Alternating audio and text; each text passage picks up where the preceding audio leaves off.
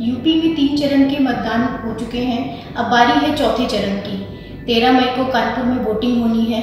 इस वक्त हम मौजूद हैं न्यूज़ रूम में और हमारे साथ हैं ऑफिस की 2 सहयोगी रिपोर्टर्स, हुमा आलम, राफिया नाज। हम इनसे चर्चा करेंगे कानपुर में महिलाओं के क्या मुद्दे हैं, युवा वोटर्स के मन में क्या है, और जानेंगे कि कानपुर में महिलाओं की क्या स्थिति है, वो बात राजनीति की हो या सुरक्षा की। सबसे पहले बात करते हैं हुमा जी से। बताइए, युवा वोटर्स के मन में क्या है और युवा किन मुद्दों को लेकर के मतदान करेंगे? देखिए, इस बार अगर बात युवाओं की करें तो वो ज़्यादा जागरूक हैं, ज़्यादा उत्साहित भी हैं। जो विशेषकर पहली बार वोट कर रहे हैं उनमें एक अलग सा उत्साह है, क्योंकि हर किसी में होता है। हम लोग भी जब पहली बार वोट करने जा रहे थे तो एक अलग ही जो उत्साह था, अलग ही जो फीलिंग थी वो थी। लेकिन अगर मुद्दों की बात करें तो युवा अच्छी शिक्षा की बात कर रहा है, अच्छी स्वास्थ्य सुविधाओं की बात कर रहा है और रोज़गार की बात कर रहा है। सबसे पहले अगर शिक्षा की बात कर लें, कानपुर में हैं बहुत सारी चीज़ें जो एक एजुकेशन के लिए ठीक हैं, लेकिन कई ऐसी चीज़ें हैं, कई ऐसे संस्थान हैं जिनको लाने की बात यहाँ पर की गई थी, लेकिन वो अभी तक नहीं आए, जिसकी वजह से युवाओं का एजुकेशन को लेकर भी पलायन हो रहा है। इसके अलावा दूसरी अगर बात करें रोज़गार की, वो सबसे बड़ी समस्या है। जो रोज़गार की अगर बात की जाए यूथ्स के लिए, क्योंकि वो तो जग जाहिर है, पूरे यूपी में ही अगर हम देख लें तो रोज़गार की क्या स्थिति है सभी को पता है।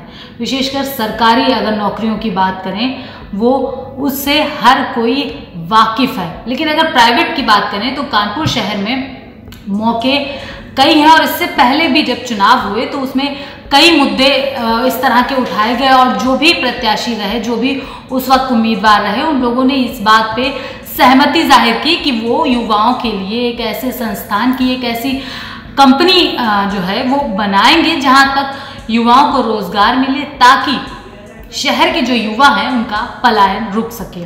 इसके लिए कई बार पिछले करीब देखा जाए तो 2 बार के चुनाव थे जिनमें इस बात को प्रमुखता से उठाया गया था कि यहाँ पर कंपनियाँ आएंगी, तकनीकी कंपनियाँ आएंगी, जैसे चूँकि आजकल AI वगैरह भी काफ़ी चर्चा में है, उस तरह की कंपनियाँ भी आने की संभावना है। लेकिन कुछ भी इस पर नहीं हुआ। युवाओं की स्थिति अभी भी जस की तस है।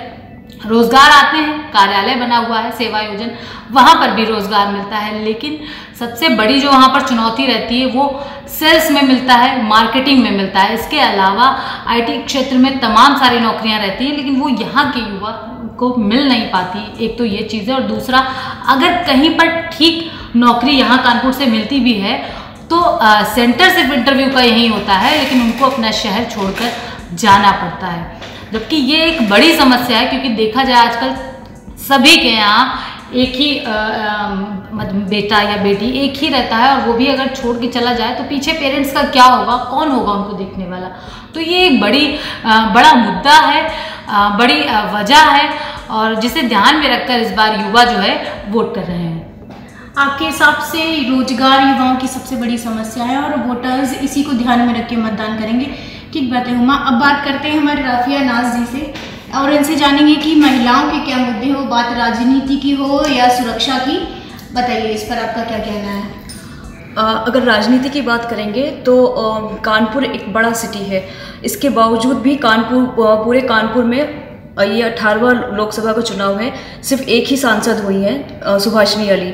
उसके अलावा मतलब अभी तक कोई सांसद नहीं। इवन बड़ी बड़ी पॉलिटिकल पार्टीज, चाहे सपा हो गई, चाहे बसपा हो गई, चाहे BJP हो गई, कोई भी महिला कैंडिडेट को उसमें चुनाव में उतार नहीं रहा है। तो फिर जब महिला कैंडिडेट ही नहीं उतरेगी तो उनकी बात वहाँ सांसद में रखने वाला कौन होगा? तो ये तो एक बड़े लेवल की भी बात है। और उसके अलावा महिलाओं के कई लोकल मुद्दे भी हैं। उसमें सबसे बड़ा मुद्दा सिक्योरिटी का है। सुरक्षा को लेके अभी भी कानपुर बहुत बैकवर्ड है।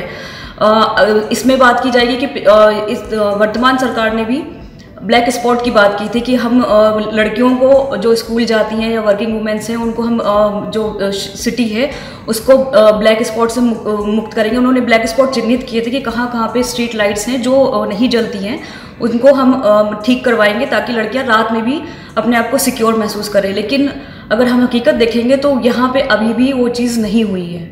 तो लड़कियां दिन मतलब शाम होते ही अपने आप को सुरक्षित नहीं महसूस करती है। उसके अलावा तमाम चीज़ें जैसे कि पिंक बूथ खुले थे, महिला थाना हो, और इनकी स्थिति भी अभी भी अच्छी नहीं है।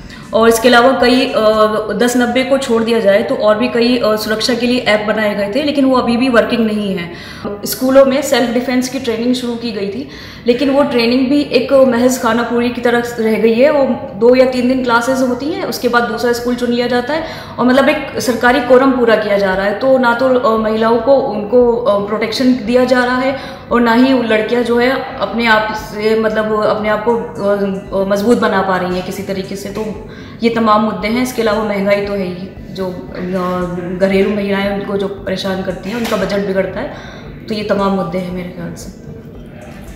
कुल मिला के शहर में महिला सुरक्षा पर युद्ध स्तर पर काम किया जाना जरूरी है। अमर उजाला डिजिटल से मैं शिखा पांडे। अगर आप ये वीडियो YouTube पर देख रहे हैं तो हमारे चैनल को सब्सक्राइब करें और बेल आइकन को दबाना ना भूलें। अगर आप Facebook पर ये वीडियो देख रहे हैं तो हमारे पेज को लाइक करें।